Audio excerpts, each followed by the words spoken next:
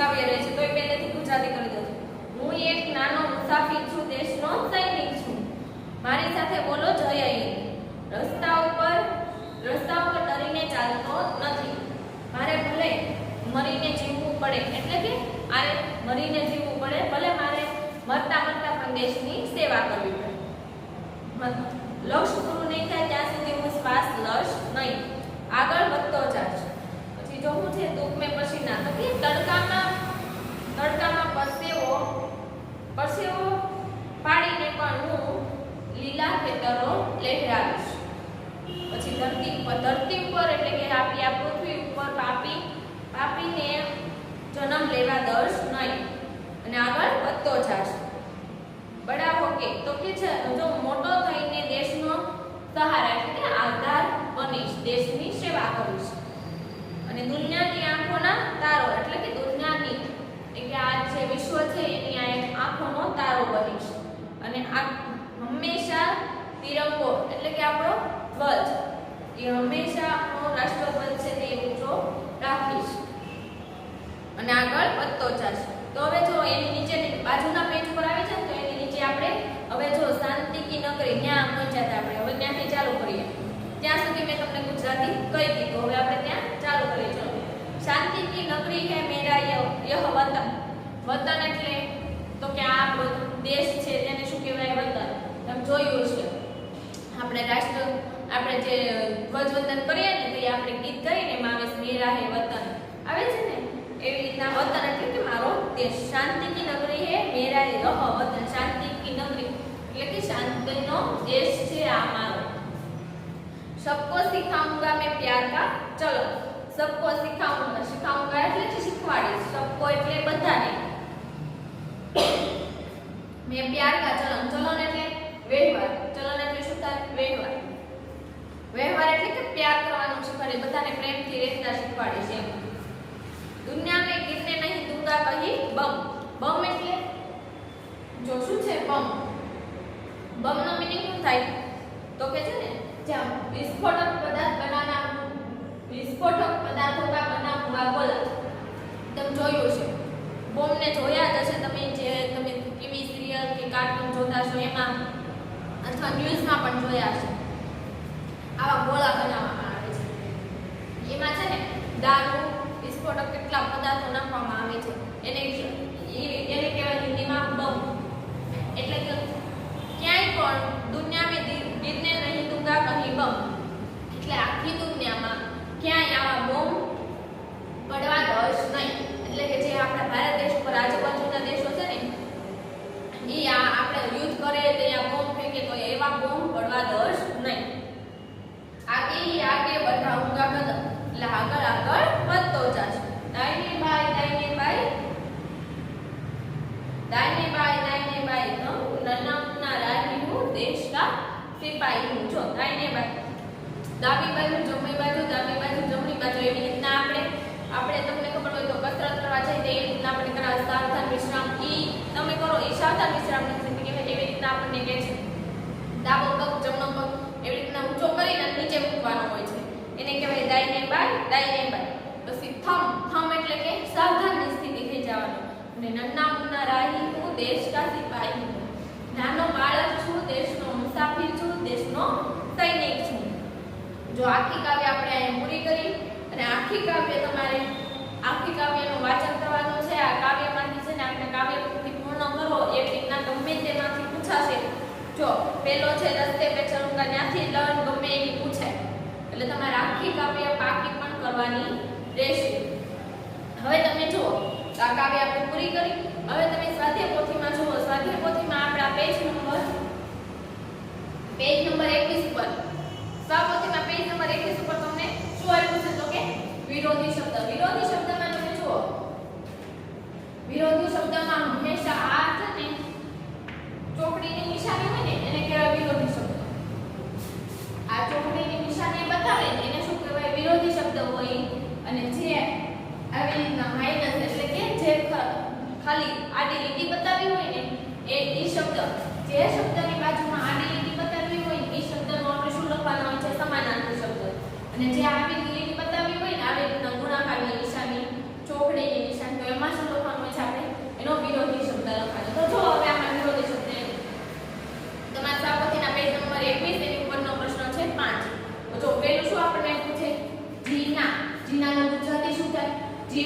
તો હવે ગુજરાતીમાં તમે વિચારો જીવવાનો વિરોધી શબ્દ શું થાય? તમે વિરોધી શબ્દ પહેલેથી શીખતા જ આવ્યા છો. તો એનું વિરોધી શબ્દ શું થાય? જીવવું. જો સમાનાર્થીમાં કેવું હોય ખબર? જો આનો સમાનાર્થી આપણે લઈએ તો કે જીના. બરોબર? તો આનો સમાનાર્થી શું થાય ખબર? જીવવું થાય. તો જીવવાનો બીજો અર્થ શું થાય છે? એનો એ જ લખવાનો છે. જો આમાં તમે જિંદગી લખી શકો છો. જો આને કહેવાય સમાનાર્થી કે જીવવાનો, જીવવું. તો એવા એવો જીવવાનો અર્થ આવે ને એવો બીજો શું થાય છે શબ્દ એ લખવાનો છે. વિરોધાર્થીમાં કેવું હોય છે ખબર? તો કે જીવવું. જીના એટલે કે જીવવું. તેનો વિરોધાર્થી શબ્દ. જીવવાની સામે બીજું શું એવો શબ્દ આવે તો કે મરવું. તો કે મરના. જો આમાં જો આ સમાનાર્થી છે, આ વિરોધાર્થી છે. એકનો એક છે ને આ સવાલ હશે કે સમાનાર્થી વિરોધાર્થી બંને થઈ શકે. એટલે ધ્યાન રાખવાનું છે કે વિરોધાર્થી હોય તો એનો અર્થ થતો હોય એવો નહીં, એનો વિરુદ્ધ અર્થ થતો હોય એવો લખવાનો છે. બચ્ચો આગે, તો આગેનું શું થાય પછી વિરોધી? તો કે આગળનું ગુજરાતી શું થાય? આગેનું આગળ. તો એનો વિરોધી શબ્દ બીજો, એનો વિરોધી શબ્દ શું થયો? પાછળ. તો કે પીછે. ઇંગ્લિશમાં શું કહેવાય? પીછે. દાયા. દાયા તો કે જો એનું શું થાય? દાયાનું ખબર? ડાબી બાજુ. તો હવે આપણે એનું લખવું હોય તો વિરોધી શબ્દ, વિરોધનો શબ્દ તો શું લખાય? તો કે જમણી. તો જમણીની હિન્દીમાં શું કહેવાય? બાયા. હવે નીચે જો ધૂપ, તો ધૂપ એટલે ધૂપ એટલે કે તડકો. તો હવે તડકાનો વિરોધી શબ્દ શું થાય? છાયો. આપણે કઈ તડકો ને છાયો. એવી રીતના બધામાં વિરોધી શબ્દમાં છે ને એવી રીતના જ છે એનો વિરુદ્ધનો અર્થ થશે. અને સમાનાર્થીમાં છે ને જીના તો જીવવું. તો એનો છે ને સેમ જ અર્થ એટલે કે એક સરખો અર્થ થવો જોઈએ. બંને લખો ને એનો જવાબ લખો ને એનો તે. જો ધૂપ, ધૂપ એટલે તડકો. તડકાનો વિરોધી શબ્દ બીજો શબ્દ શું થાય? તડકાનો વિરોધી શબ્દ એટલે વિરુદ્ધનો શબ્દ લેવાનો. તડકો. તડકો તો કે છાયો. છાયાને હિન્દીમાં શું કહેવાય? છાંવ. જો હું તમને કહું છું વિરોધી શબ્દને ધ્યાન રાખજો, એનો વિરુદ્ધનો શબ્દ હોય એ લેવાનો છે.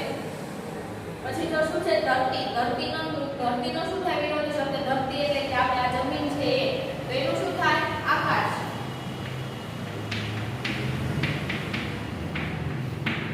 પછી બડા. બડા એટલે શું થયું? તો કે મોટો. તો મોટાનો પછી વિરોધી શબ્દ બીજું શું થયું?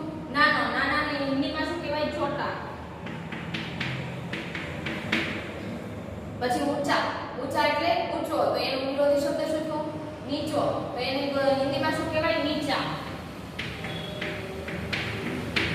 એવી રીતના શાંતિ. શાંતિનું શાંતિ. તો કે આપણે જે શાંતિ હોય એને શાંતિ કહીએ છીએ, જે સાવ શાંત વાતાવરણ હોય. તો એનું પછી વિરોધી શબ્દમાં શું લખાય? જો આમાં તમે જોજો, આનો વિરોધી શબ્દ લખવા જાય ને આગળ અ લાગશે. અ કેમ લાગે? તો શાંતિને છે ને આપણે બીજું શબ્દ વિરોધી થતો નથી. એનો શું થાય? અશાંતિ થાય. એની ગુજરાતી કહેવા જાય તો શાંતિ નથી. તો એવું ન લખાય આમાં કે શાંતિ નથી એમને લખાય. એને શું વિરોધીમાં લખાય? અશાંતિ.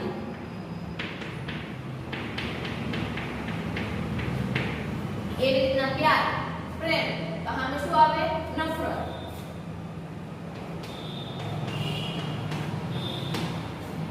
હવે જો આ તમને પ્રશ્ન 7, તો તમને પ્રશ્ન 7 છે નો આપ્યો છે. જો તમને નીચે આપ્યું છે કે उदाहरण के अनुसार निम्नलिखित वर्ण से शुरू होने वाले अधिक से अधिक शब्द बने. तो ये गुजराती શું થાય? જો ગુજરાતી કરું તમારે યાદ રાખવાનું છે. આવું પછી તમને પરીક્ષામાં પૂછાય ને તો પાછું પૂછતા નહીં. મેડમ હવે આમાં શું કરવાનું? આનું ગુજરાતી શું થાય? ઉદાહરણ કે અનુસાર નિમ્નલિખિત વર્ણ. એટલે જો તમને ઉદાહરણ આપ્યું છે ત્યાં રનું ઉદાહરણ આપ્યું છે. રનું ઉદાહરણ આપ્યું છે તમને રાજા, રાજ. તો ર ઉપરથી શબ્દ એટલે કે જે તમને આગળ આવી રીતના આ શબ્દ આપ્યા છે એની ઉપરથી તમારે આગળ એક જ શબ્દ આપ્યો છે એની ઉપરથી આખો તમારે એક શબ્દ બનાવવાનો છે. આખો જો તમને ઓલો તો ર ઉપરથી તમને આપ્યું છે રાજા આપ્યું છે, રાત આપ્યું, રોના, રોશની, રક્ષા. એવી રીતના કેટલા શબ્દ બનેલા છે એવી રીતના આપણે બનાવી. તો ઉપરથી કેટલા બને છે કે જો ધૂપ, ધરતી, ધન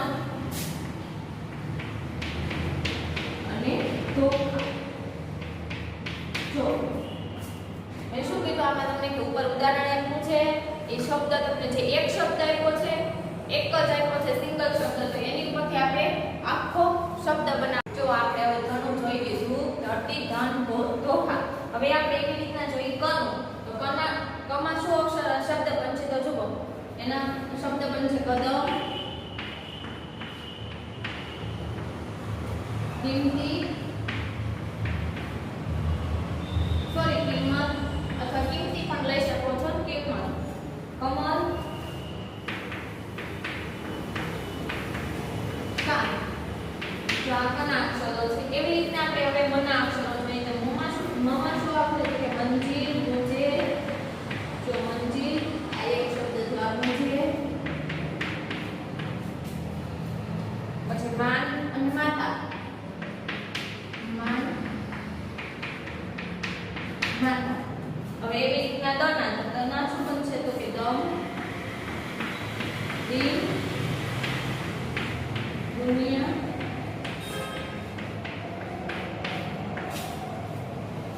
પછી તો કે દા.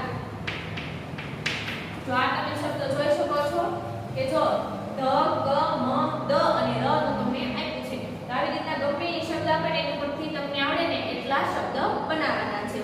તો હવે જો તમને મેં પ્રશ્ન 7 પ્રશ્ન 5 આપણે કર્યો વિરોધાર્થી શબ્દ, પ્રશ્ન 6 તમારો રૂઢિપ્રયોગ છે જે આપણે પહેલા કાવ્ય સમજૂતી કરી તે બોર્ડ પર લખ્યા હતા અને એના હું તમને ફોટા મોકલી આપીશ. હવે આપણે જોઈએ પ્રશ્ન 7. તો હવે એની પછી આપણે જોઈએ પ્રશ્ન 8. જો તમે હવે પ્રશ્ન 8 પાછળ પેજ ફેરવો 22 નંબરના પેજ ઉપર. એમાં તમને શું કીધું છે નિમ્નલિખિત વાક્યો का गुजराती में अनुवाद कीजिए. तो શું છે એનું કે જે આપણને હિન્દી વાક્ય આપ્યું છે એનું આપણે શું કરવાનું છે ગુજરાતીમાં ભાષાંતર કરવાનું છે. તો જો તમને પહેલો શું આપ્યો છે मैं बड़ा होकर देश का सहारा बनूंगा. मैं એટલે હું, બડા એટલે મોટો, હોકર એટલે થઈને, દેશ કા એટલે દેશનો, સહારા એટલે આધાર, બનૂંગા એટલે બનીશ. જો આ લખું છું. જો પેલું છે मैं કે હું, બડા હોકર એટલે કે મોટો થઈને, પછી શું છે દેશ કા સહારા બનૂંગા એટલે મોટો થઈને દેશનો આધાર, સહારા એટલે શું થાય આધાર બનીશ. જો આવી રીતના તમને છે ગુજરાતી વાક્ય આપ્યું હોય તો એનું આપણે હિન્દી પણ કરવાનું આવશે. આપણે પાછળ જોશું. અત્યારે જો તમને આમાં શું આપ્યું છે ખાલી હિન્દી આપ્યું છે એનું આપણે ગુજરાતી કરીએ. હવે 2 નંબર જુઓ તમે. 2 નંબર શું આપ્યું છે તમને તો કે યહાં હરે હરે ખેત લહરાએંગે. યહાં એટલે કે અહીં, હરે હરે એટલે કે લીલા લીલા, ખેત એટલે કે ખેતરો, લહેરાએંગે એટલે લહેરાવીશું. જો હવે તમે યહાં એટલે કે અહીં, હરે હરે એટલે કે લીલા લીલા. બે વાર હરે એટલે છે તો બે વાર એ ગુજરાતી લખવાનું લીલા લીલા. પછી ખેત લહેરાએંગે તો કે લીલા લીલા ખેતરો, લહેરાવીશું. જો આવી રીતના લખવાનું છે આખું જ લહેરાવીશું. ત્રીજો નંબર જો मैं दुनिया की आंखों का तारा बनूंगा. તો કે જો मैं એટલે હું, તો આપણે આવા ગુજરાતી લખવાનું છે मैं એટલે કે હું, પછી દુનિયા की એટલે દુનિયાની, દુનિયાની, આંખો કા એટલે કે આંખોનો. જામાં કા કે અથવા કી તો એનું આપણે શું ગુજરાતી કરવાનું છે ની ના નું એ રીતના કરવાનું છે. અલગ અલગ જે રીતે બને આંખોનો. તારા બનૂંગા એટલે કે તારો બનીશ.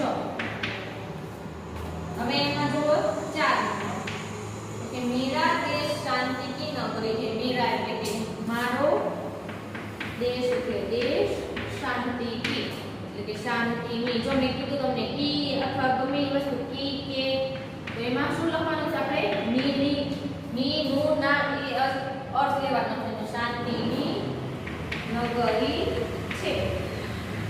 હવે 5 નંબર તમે જુઓ તો 5 નંબર શું આવ્યો છે આપણને ઓકે मैं सबका प्यारा चलन सिखाऊंगा. मैं सबको प्यारा चलन सिखाऊंगा. मैं એટલે શું થાય ગુજરાતી કે હું, सबको એટલે કે બધાને, प्यारा એટલે કે પ્યારનો,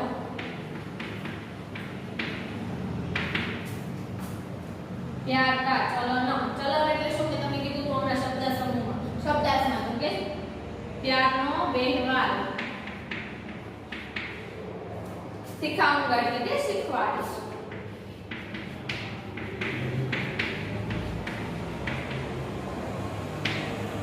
જો હવે આપણે પ્રશ્ન 8 ની ગુજરાતી કર્યું, હિન્દી નું ગુજરાતી કર્યું. હવે જો નવમો પ્રશ્ન તમારે શું આપ્યો છે તો કે જે તમને अर्थ आप्यो છે भावार्थ કે मैं देशभक्ति के रास्ते पर डर डर के नहीं चलूंगा.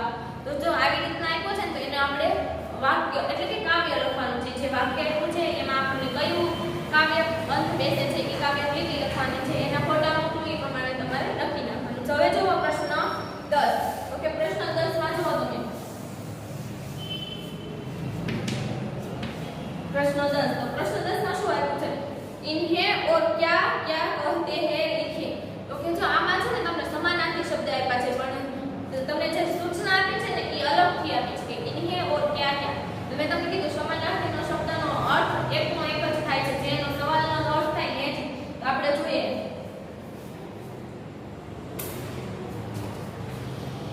જો પેલો શું તમને આપ્યો છે તો કે રાહી.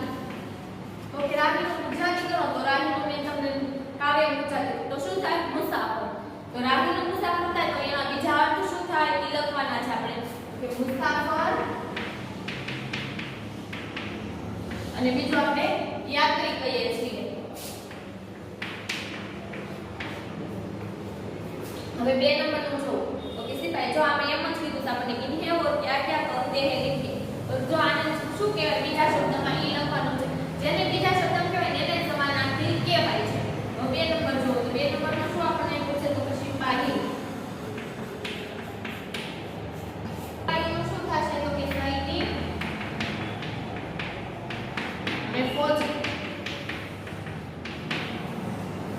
એવી રીતના 3 નંબર ધરતી. ધરતીનું શું થશે તો કે પૃથ્વી ધરા. તો એવી રીતે તમે 4 નંબર શું આપ્યો છે આપણે બોર્ડ પર લખતા 4 નંબર રસ્તા પણ રાહ અને 5 નંબર મંજિલ લક્ષ્ય અને ધ્યેય. તો જો તમને અહીંયા વ્યાકરણ પૂરું કર્યું છે. હવે આખી હવે આપણે પૂરી થઈ ગઈ. વ્યાકરણ પૂરું થઈ ગયું. હવે તમને હું જે નીચે ફોટા મોકલી આપું છું તે તમારે હિન્દીની સાપોતીમાં લખવાનું છે અને પાકું કરવાનું છે. Thank you.